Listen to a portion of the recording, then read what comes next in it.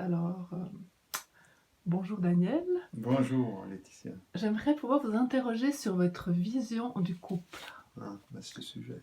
en quelques secondes, si c'est possible, parce que c'est pour faire de la publicité pour une journée exceptionnelle que je suis en train de mettre en place pour le 9 mai prochain. Donc, que diriez-vous d'essentiel pour qu'un couple puisse durer?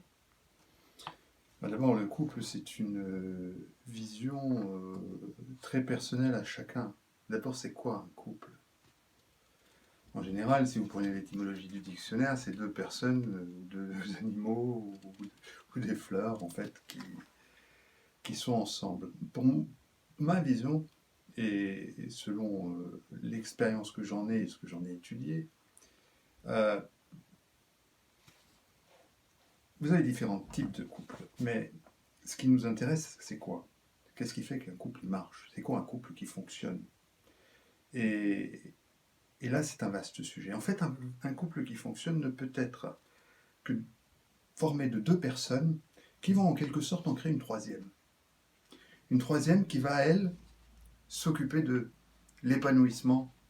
Autrement dit, ce sont deux personnes qui s'assemblent et qui, non pas se ressemblent, mais on dit souvent qui se ressemblent s'assemblent. C'est faux. En fait, qui se complètent s'assemblent. Autrement dit, un couple, ce sont deux personnes, homme, femme, homme, femme, peu importe, qui se complètent, dont l'un va permettre à l'autre de s'enrichir, de s'épanouir. Et c'est là que la troisième personne, en fait, qui est cette espèce de divinité, intervient.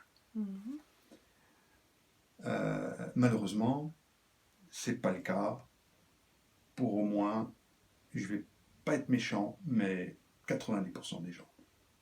Et pour la simple raison qu'on n'a pas appris d'abord à s'occuper de notre propre épanouissement, de notre propre intérieur, de notre propre bien-être, de notre propre communication avec nous-mêmes, et on cherche en quelque sorte chez l'autre une espèce de béquille.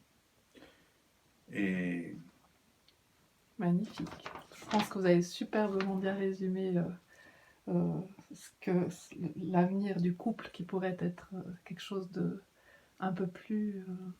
l'avenir du couple passe par l'épanouissement de chacun et de chacune, qui est totalement indépendante d'une autre personne. Bien sûr, on a besoin des autres, mais on a surtout besoin de conscience.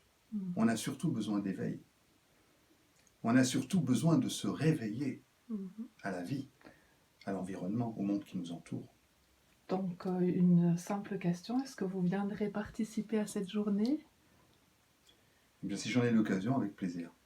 Alors, on se réjouit. En tout cas, de toute façon, votre livre sera présent dans cette journée. Je vous remercie. Merci à vous. Au plaisir. Laetitia.